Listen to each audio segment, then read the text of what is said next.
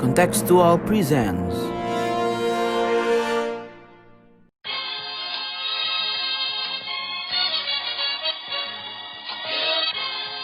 Sondern wir schaffen uns unseren Staat! Mr. Gorbachev, open this gate. Together, we will make America great again. Sudah cukup bagi kita untuk mengatakan bahwa winter is coming. Selamat datang di podcast Bebas Aktif. Yo. Hari ini kita balik lagi di podcast Bebas Aktif edisi terbaru. Dan kita hari ini rekaman langsung di Deep Space ya Mas Afan. Iya, sudah lama banget nih. Sudah lama banget, tapi tenang, dengan protokol kesehatan pastinya. Social distancing. Belum nih. Iya. Nah hari ini kita mau ngomongin soal yang lagi rame banget di media massa ya, di media sosial, media massa, bahkan kalau di Bangladesh sampai turun ke jalan ya, soal pemboikotan barang-barang dari Perancis. Di episode sebelumnya kita udah ngomongin soal situasi di Perancis terbaru, sekularisme, terorisme dan segala bentuk hal-hal yang berkaitan dengan isu-isu sekularisme lah di Perancis. Nah di episode kali ini kita bakal ngomongin soal proses pemboikotannya nih, dan mungkin juga akan berhubungan dengan aspek-aspek seperti kebebasan berekspresi. Apa ini bukti dari prediksi tentang Clash of Civilizations dari Samuel Huntington. Nah jangan kemana-mana, tetap di podcast Bebas Aktif. Mr. Gorbachev, open this gate. Together, we will make America great again. Oke, sebelum kita masuk ke segmen pertama, gue mau promosi dulu. Pertama-tama jangan lupa buat follow Instagram dan Twitter Kontekstual di @kontekstualcom. Jangan lupa juga untuk subscribe YouTube kita di Kontekstual, dan juga baca-baca website di www.kontekstual.com. Terus juga jangan lupa cek merchandise kita di Tokopedia, cari aja tokonya namanya Kontekstual. Oke, kita langsung masuk. Gitu.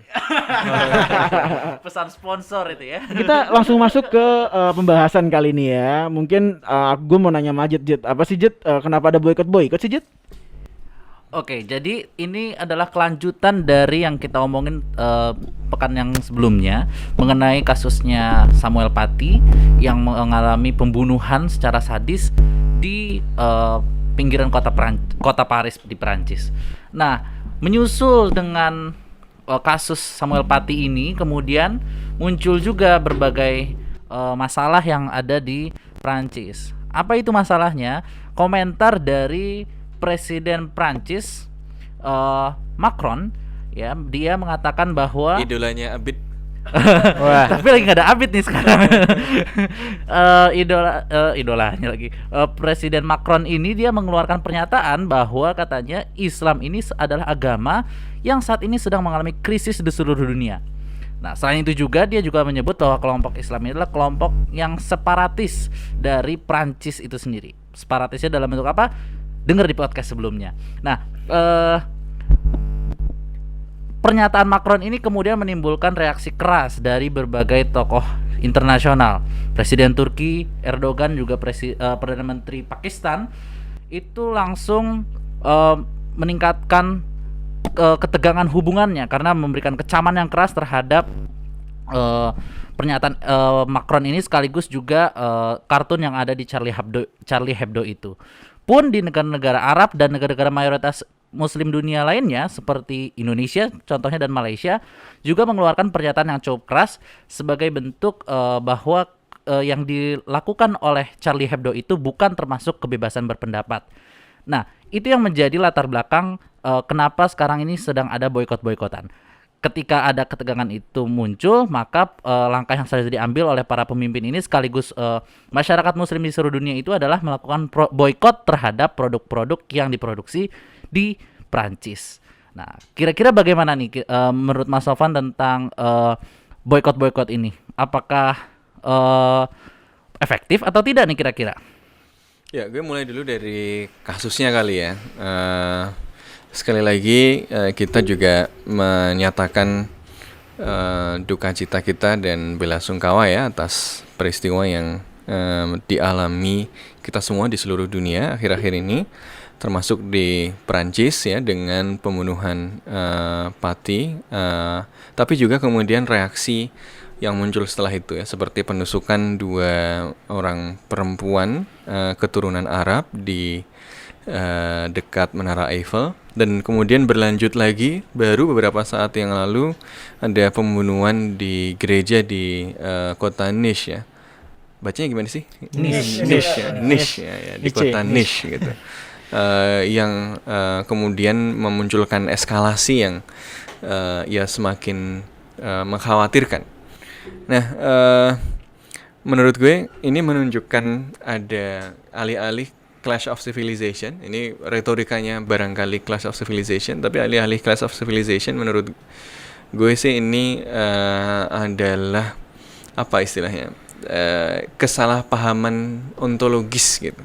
Jadi ada cara memandang realitas, cara memandang yang penting dan yang tidak penting di dalam pengalaman seseorang atau sebuah komunitas yang berbeda, karena mereka berangkat dari cara pandang yang berbeda gitu ya. Jadi misalnya ada yang kemudian melihat kasus ini secara hitam putih sebagai wujud dari pertarungan antara gagasan kebebasan berpendapat, ya, hak untuk kebebasan berpendapat, dengan melawan tekanan dari Islamofasisme atau tekanan dari gagasan-gagasan yang anti kepada kebebasan. Yang kemudian inilah yang kemudian dimunculkan misalnya oleh Macron secara sadar maupun tidak ya. Macron tidak secara khusus menyebut bahwa semua Islamnya seperti itu, tetapi ketika berpidato misalnya dan menyebutkan bahwa Charlie Hebdo itu tidak bisa dilarang dan bahwa penggambaran karikatur itu adalah kebebasan berpendapat, bahkan kemudian menyorotkan gambar kartun yang kontroversial itu di gedung pemerintah gitu ya, kemudian mengkanonisasi orang-orang yang menggambar itu sebagai atau mempertunjukkan gambar itu sebagai martir. Ini kemudian masuk ke dalam narasi ini. Jadi narasinya adalah kebebasan berpendapat ya, nilai-nilai kebebasan, liberté, égalité, fraternité itu melawan nilai-nilai yang lain ya, nilai-nilai penindasan dan seterusnya. Tapi di sisi lain kita kemudian melihat ada yang memiliki cara pandang yang berbeda ya. Kalau kita melihat dari kacamata Macron tadi, itu basisnya adalah asumsi tentang individu yang atomistik ya, seperti dalam gagasan liberalisme ya, bahwa setiap orang itu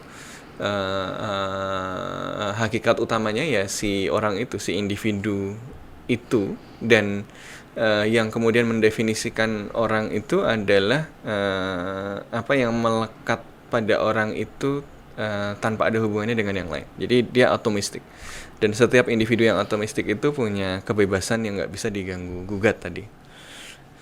Nah, maka ancaman bagi dia adalah ya freedom from want dan freedom from fear saja gitu kan, yang kemudian harus diatasi. Tapi ini kan asumsi liberal kosmopolitan yang ternyata tidak selalu dipercaya oleh orang-orang lain. Nah, orang lain misalnya di kubu yang lain ada yang tidak bisa memahami kenapa ada orang capek-capek membela sebuah tindakan yang bisa menyinggung orang lain. Nah, kalau asumsi dasarnya itu individu yang atomistik, dia nggak bisa paham sebaliknya. Ini orang kenapa sih cuma digambar aja tokoh yang sudah mati kapan ya, sudah nggak ada kapan ya, bahkan Tuhannya sendiri sering digambar dan macam-macam ya di Eropa misalnya, tidak hanya Islam kan, sebenarnya Charlie Hebdo itu kan ribut sama macam-macam, itu yang Kristen nggak ribut tuh, itu yang Hindu nggak ribut tuh dan seterusnya, tapi kok yang Islam doang yang ribut, berarti problemnya ada di Islam dong gitu kan. Ini kenapa? Karena mereka melihat dari sudut pandang tadi individu yang atomistik tadi. Tapi yang kebetulan kemudian sudah diambil, sudah diterima oleh bahkan orang-orang Kristen di Eropa. Ya, orang Kristen di Eropa sudah menerima asumsi ontologis soal individu ini gitu ya. Tetapi kemudian di tempat lain asumsi ontologisnya berbeda. Ada orang-orang yang melihat bahwa diri saya ini bukan cuma diri saya loh, gitu. Ada hal yang lebih penting daripada diri saya gitu. Ada orang-orang yang dia mati pun nggak apa-apa, dia disakiti pun nggak apa-apa, selama apa yang dia pandang lebih berharga secara kolektif ya, itu lebih itu mendefinisikan identitas dia, itu tidak diganggu gugat. Jadi individunya nggak individu yang atomistik, yang terpisah dari identitas yang lebih luas. Ya. Identitas dia itu bagian dari dia. Menyerang identitas dia itu menyerang diri gitu ya. Itu kayak dibunuh atau bahkan lebih parah daripada dibunuh gitu. Nah ini yang kemudian kita melihat ya bagaimana masyarakat Muslim di berbagai tempat yang seringkali kemudian memiliki cara pandang yang demikian, yang tidak menginternalisasikan cara pandang Barat yang melihat individu itu segalanya gitu ya, yang melihat bahwa individu itu adalah bagian dari sesuatu yang lebih luas tadi. Ini kemudian memiliki pengalaman dan cara pandang yang berbeda. Nggak apa-apa saya dipukulin, nggak apa-apa saya dibunuh, nggak apa-apa saya di ini. Tapi kalau nabi saya dihina, ya saya siap mati dan seterusnya gitu ya. Nah ini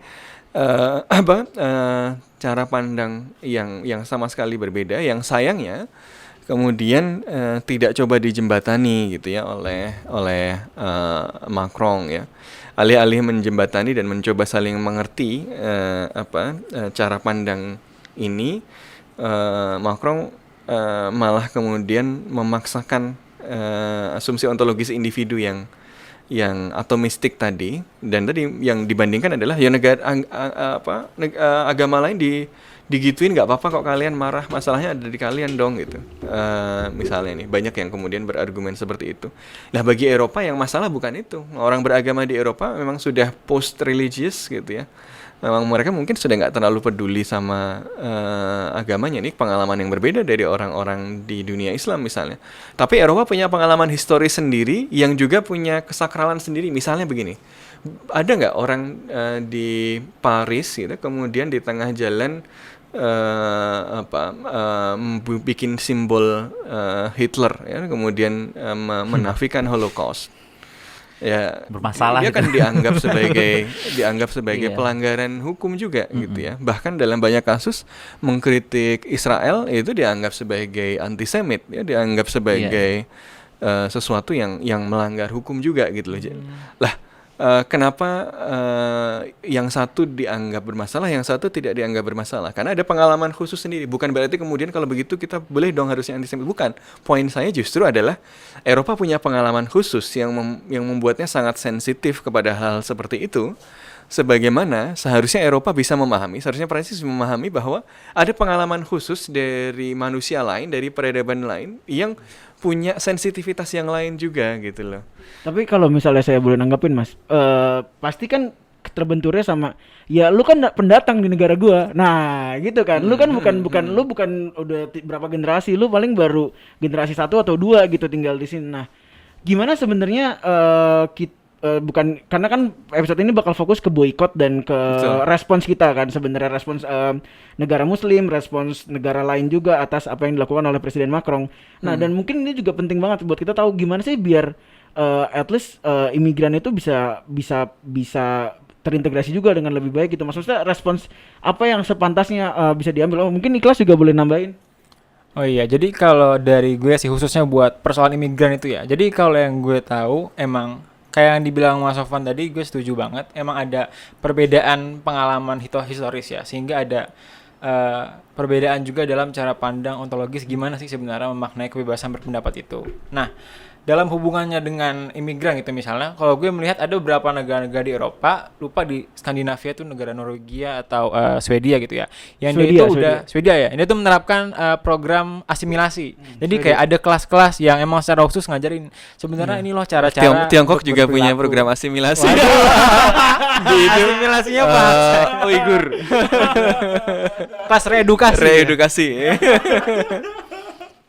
Oke, Ya, lanjut. Ya, jadi itu emang cara buat negara-negara di Eropa gitu misalnya untuk melakukan integrasi buat imigran itu. Kalau emang lo mau masuk, lo harus menyesuaikan dengan pandangan ontologis kita gitu. Biar akhirnya nggak terjadi clash dalam negara itu sendiri. Tapi yang terjadi sekarang adalah fenomena Charlie Hebdo ini dan juga pembunuhan terhadap Samuel Paty ini nggak terbatas dalam ranah domestik kan. Betul. Akhirnya dia ya meloncat ke ranah internasional dengan perkembangan teknologi yang ada sekarang juga akhirnya memicu penentangan dari orang-orang yang pandangan ontologisnya itu nggak sama dengan orang-orang di Prancis. Ya, that's exactly the point. Jadi ketika kemudian Macron memposisikan bahwa karikatur itu adalah simbol dari kebebasan berpendapat ya, termasuk ketika dia mengkarikaturkan sosok yang oleh miliaran orang di luar sana itu sebagai sosok yang suci yang tidak boleh dibegitukan. Dia tidak hanya sedang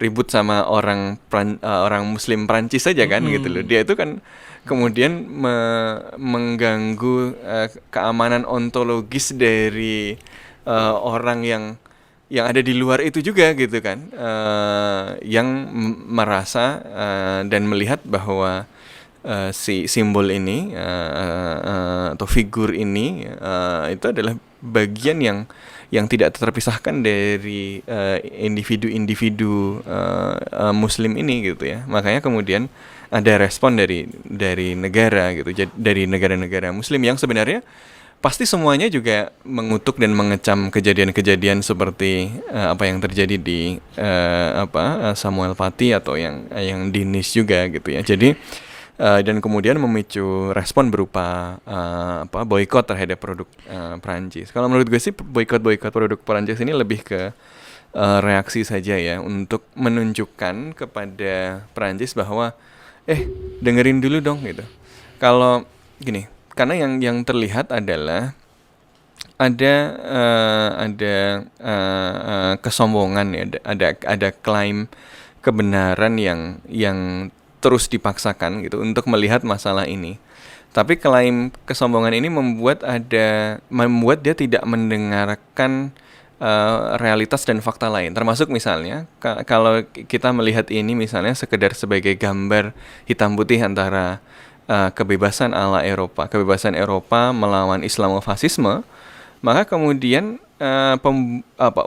percobaan pembunuhan atau penusukan dua perempuan Arab di dekat Eiffel ini insignifikan, dan ini yang kemudian makanya dia nggak muncul di berita kan, karena dia tidak sesuai dengan narasi itu, karena dia hal lain, ya memang Islamofasis harus diusir gitu kan kalau dalam narasi ini, karena mereka dari luar gitu. Sementara sebenarnya tadi soal siapa tuan rumah dan siapa yang di situ ini kan sebenarnya juga bukan hal yang mudah dikatakan. Perancis itu sudah menjajah Aljazair dari tahun 1830-an dan sejak saat itu banyak orang Aljazair juga sudah di situ. Bukan orang Aljazair yang mau ke situ loh, Perancis yang menjajah Aljazair dan kemudian membawa orang-orang Aljazair ke situ gitu kan. Tapi ini bukan jajah balik kan berarti Mas? Bukan. Jajah balik. Bukan. Maksud saya adalah penting untuk melihat pengalaman kolonial ini gitu ya, ketika kita bicara tentang ini. Kok ada pembunuhan yang penting gitu ya, disakralisasi, ada pembunuhan yang diabaikan, dianggap nggak penting gitu ya.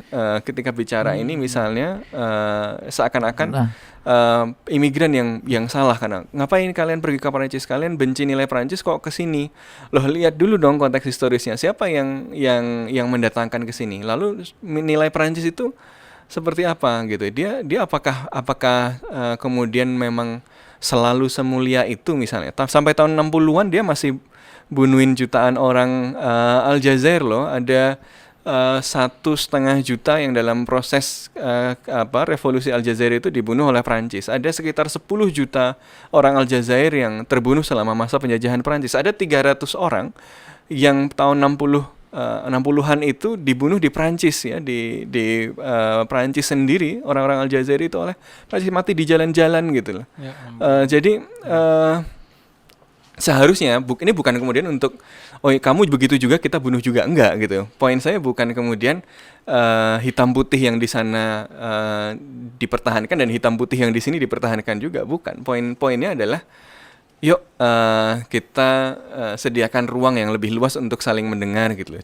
Coba Macron, coba politisi yang lebih ke tengah di Prancis itu nggak ikut-ikutan sayap kanan kayak Marine Le Pen gitu ya, dengan narasi hitam putih tersebut ya. Tapi sebaliknya juga negeri-negeri Muslim juga jadi bisa lebih bijaksana juga kan, responnya kemudian melihat bahwa yang kejahatan memang kejahatan. Bahkan Ibnu Taimiyah misalnya ketika bicara tentang hukuman terhadap penghina Nabi, dan mengatakan hukumannya keras, ini salah satu fatwa yang paling keras soal penghinaan terhadap Nabi.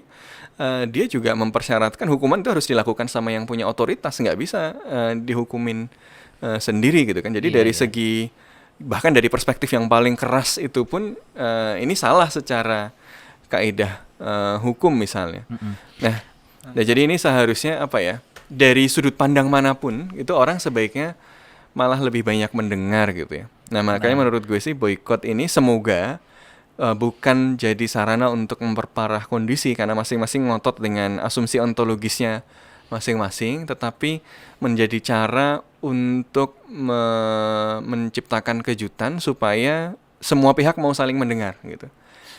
Dengerin dong gitu. Jangan dilihat si orang-orang Muslim Perancis ini minoritas atau lemah aja gitu, atau orang-orang Islam di seluruh dunia ini lebih terbelakang dan seterusnya. Kita bisa melakukan sesuatu yang berdampak buat kamu loh gitu. Jadi kita sama-sama dengerin yuk gitu.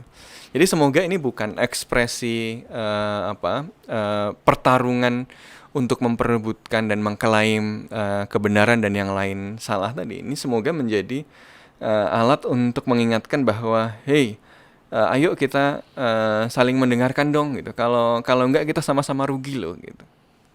Nah, mengenai sekarang kita mau masuk lagi ke yang boikotnya ini. Karena boikotnya ini ya meskipun secara ekonomi mungkin tidak terlalu signifikan ya. Nah, tapi ternyata kalau kita ngelihat boikot ini pun mendapat respon dari Macron sampai dia minta maaf pakai bahasa Arab di Twitternya dia. Nah, itu kan berarti menunjukkan bahwa boikot ini dipandang cukup serius sama Perancis yang ya mungkin entah secara ekonomi mungkin kalau Indonesia yang boikot mungkin tidak terlalu signifikan karena kita perdagangannya tidak terlalu besar ya. Tapi padahal kita pernah dijajah Prancis juga loh. Oh iya. Iya, sempat. Waktu di Dendels ya.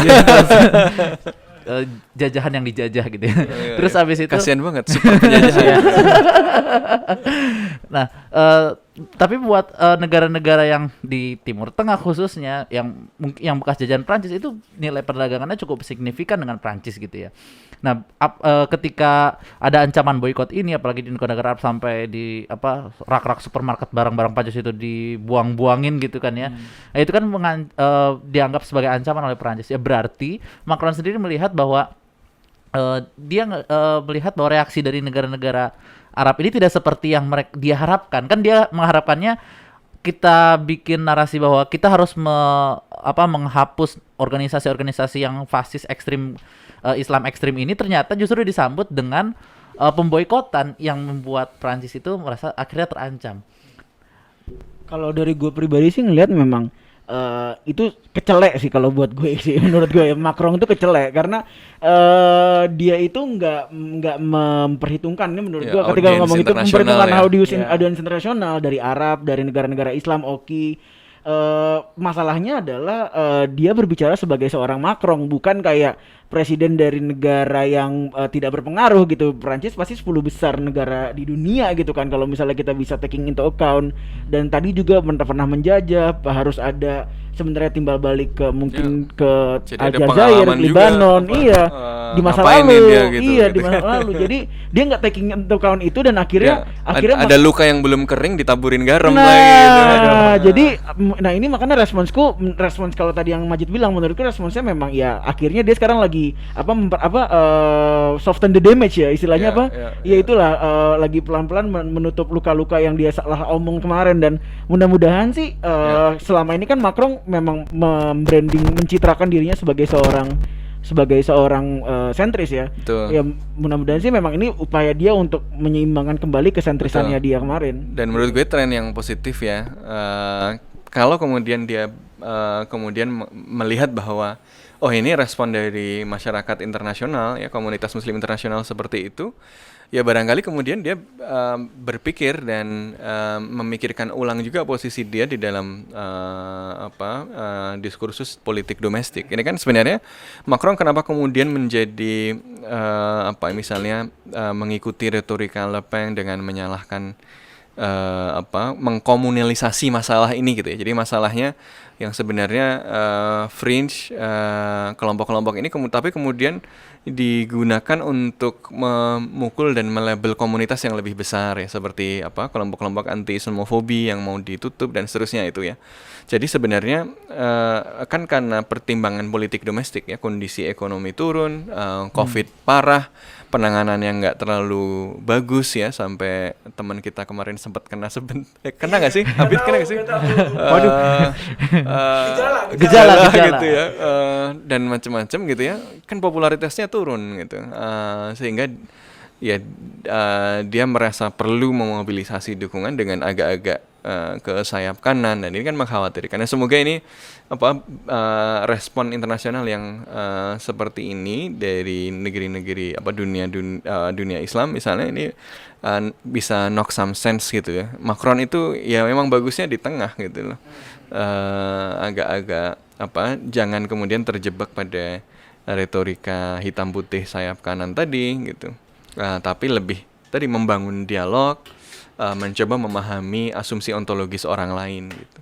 Oke, iya, gue juga ngelihatnya sih kalau keputusan Macron ini terutama didorong oleh motivasi domestik gitu kan ya. Kayaknya di saat-saat kritis dia mikir nih, kayaknya harusnya gue ikut-ikutan menyudutkan orang Islam gitu atau enggak gitu. Dan akhirnya kalau dari pertimbangan politik domestik ya, menghadapi pemilihan juga di 2022, dia kayaknya akan lebih potensial apabila dia menggarap juga suara-suara dari kelompok sayap kanan gitu kan, dengan ikut menarasikan yang dia tuh membela kebebasan berpendapat di Prancis dan juga menyudutkan Islam. Tapi kalau pertimbangan internasional sih gue kurang tahu ya jujur, dan nggak tahu apakah damage usaha untuk mengurangi damage dari boykot dari negara-negara Muslim itu apakah cukup dengan meminta maaf gitu kan? Karena yang kita lihat di beberapa negara, terutama yang di Timur Tengah dan di Pakistan juga ya itu tuh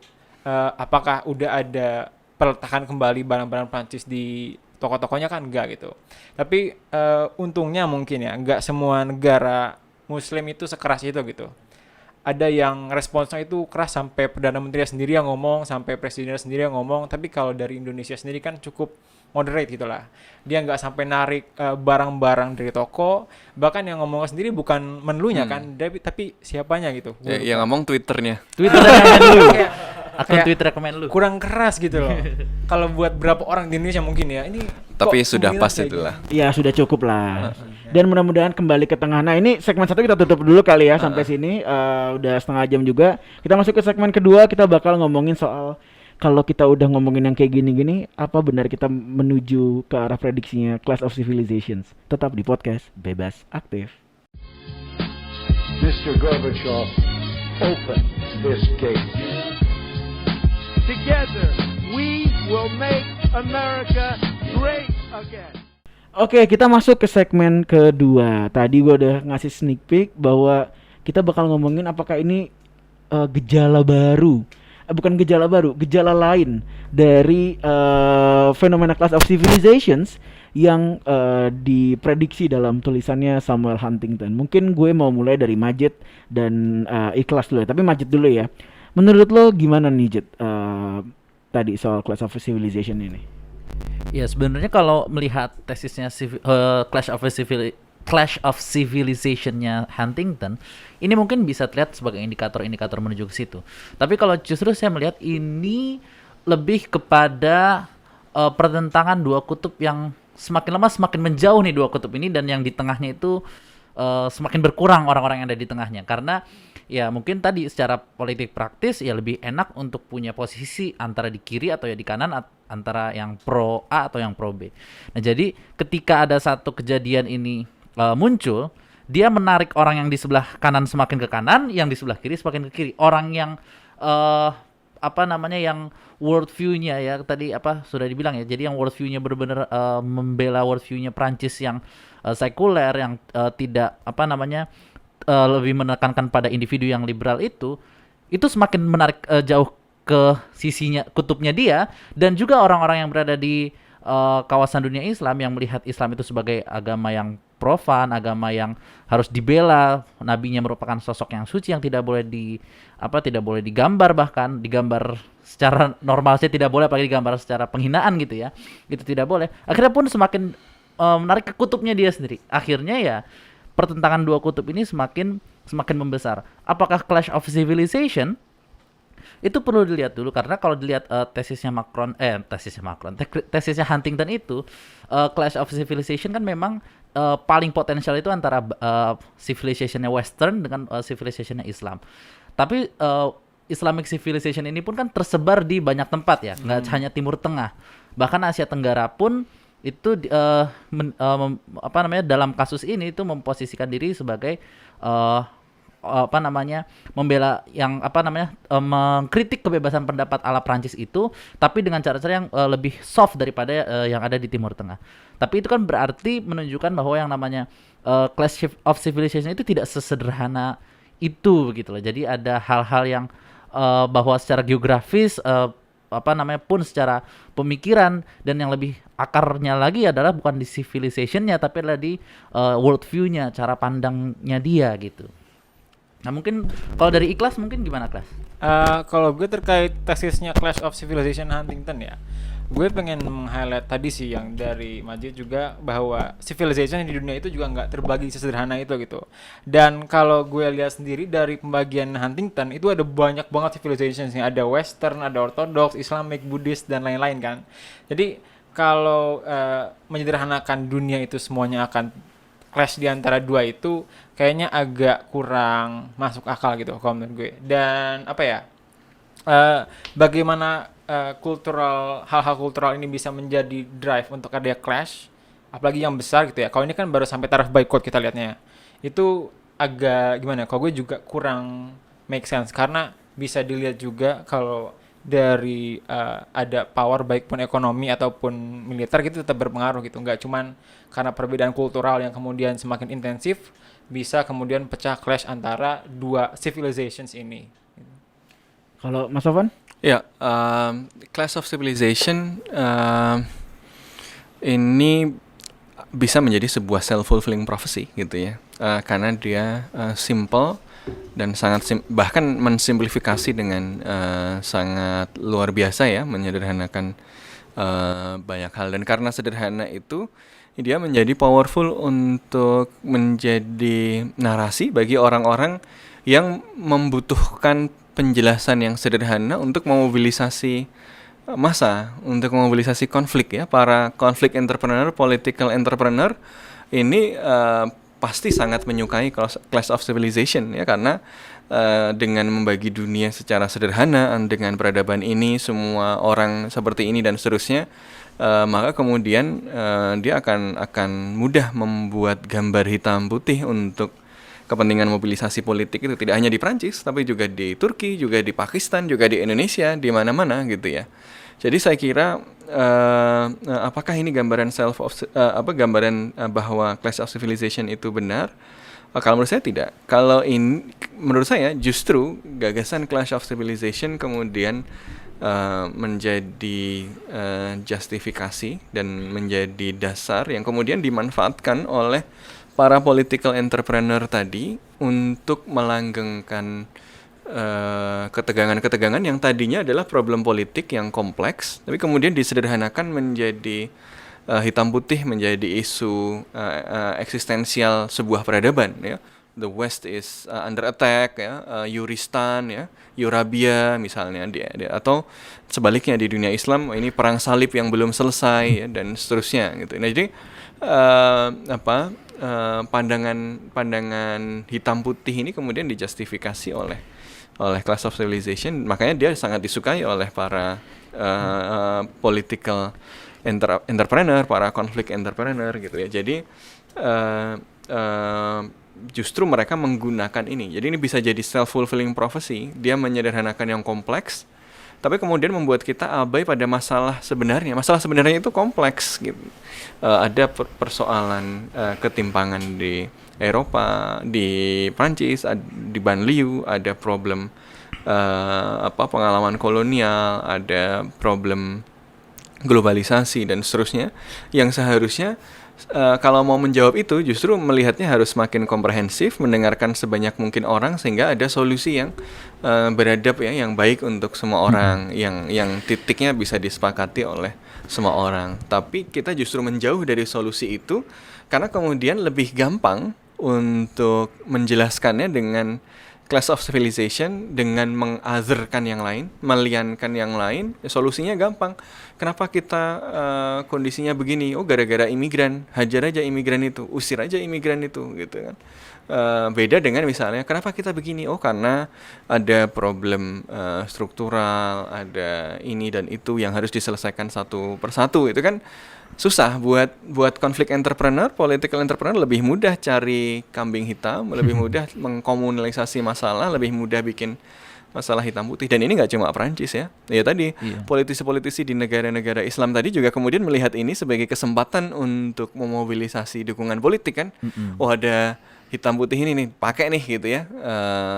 Makanya tokoh-tokoh seperti Erdogan, Imran Khan ya, dan yang lain-lain ya Dimanfaatkan senang juga. aja dapat ini gitu kan. Ada momentumnya. Ini dikasih Nah, feeding sama Macron jadinya. Dan jangan dilupain juga bahwa yang Clash of Civilization kan juga konsep yang dibangun dari cara pandangnya Barat terhadap dunia ini gitu kan ya. Baru mau ngomong. Oh iya. Ya. Gimana kelas? Iya, jadi kan kalau kita lihat retorika civilization-nya atau peradaban kan adalah retorika yang predominantly Barat gitu ya, terutama. Dia tuh jadi alasan misalnya buat para penjajah dulu, kita tuh ingin memajukan negara-negara peradaban, negara-negara yang tertinggal Mission gitu kan. civilatrice. Iya, itu deh. Nah, dan walaupun sebenarnya nggak eksklusif di Barat juga, misalnya kan kalau kita lihat peradaban Islam juga ada kecenderungan kayak gitu. Bagaimana kita harus mengislamkan negara-negara lain, daerah-daerah lain, yang itu ya sebenarnya kalau gue lihatnya itu kecenderungan dengan menggunakan retorika peradaban itu. Dan oleh karena itu retorika peradaban ini kayak cenderung konfliktual gitu kan. Iya. Karena dia ingin ya menyamakan. Kalau demo-demo dulu ada Oh iya. peradaban dulu. Beda peradaban itu. Nah, Itu fish pakai titik lah. Nah, terus Iya. juga yang menariknya juga apa namanya perkembangan ini kalau di HI-nya ya kan kayak misalkan semacam Acarya, Amitav Acarya juga dia pernah nulis bahwa yang namanya teori-teori HI yang dominan dari Barat ini pada dasarnya tidak akan pernah bisa mencukupi kita untuk memahami kondisi dunia yang sebenarnya. Apalagi ketika kita mempelajari hal-hal yang ada di luar bangsa Barat itu sendiri. Misalnya kita nggak bisa memahami yang ada di pemikirannya kalangan Erdogan atau Imran Khan ini kalau hanya melihat dari teori-teori yang ada di Barat aja. Itu mungkin alasannya Amitav Acarya bikin buku Global IR Theory ya. Ya. Jadi inget. Nyambung soal ini sih. Kalau menurut gue problemnya adalah cara pandang kita tentang dunia itu sekarang hampir semuanya self-centric ya. Sementara dunia kita semakin kompleks, engagement kita juga semakin beragam. Kayaknya kita harus mulai membangun etos empatik gitu. Sekarang kan peradaban kalau kita pakai istilah peradaban ya, gagasan-gagasan atau worldview kita semuanya berangkat dari asumsi self-centric soal hak ya. Hak saya baik konsepsi liberal maupun hak misalnya komunal gitu ya. Oh, saya boleh pakai cadar, boleh pakai ini dan seterusnya.